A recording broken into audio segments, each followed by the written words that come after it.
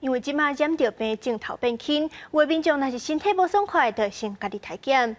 不过目前即马市面上一支快筛试剂就要300几块，就立委呼吁中央要赶紧插手，甲价数压落来。指挥官陈时中就表示，除了疫情严重的所在会有免费快筛，嘛当咧甲业者超测，按算提供800万剂的快筛试剂来压价数，应该真紧就会有结果。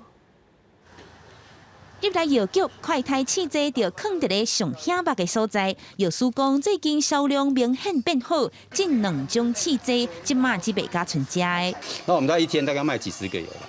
那我进价是260，你如果马上都调到100块，那我不亏死了吗？那看试剂的价数，市面有伫咧卖核酸试剂要18块，罗氏甲福尔威创控管试剂要300起跳，民众看法是拢无共。会有点贵啊。我觉得300的话其实还好，因为比起 PCR 应该是便宜了快10倍。疫情走向轻症化，自主快筛的需求变大，有立委呼吁中央要赶紧做快筛国家队，先提供免费的快筛应付这波疫情。刚这个时阵，建议比较国际行情，甲压伫咧100块左右。最好是能够比照新加坡、韩国能够回归大批购买，然后也能够让价格压低最好是能够在100元，把价格让它能够更亲民。更 friendly， 这是我们现在在做的事情，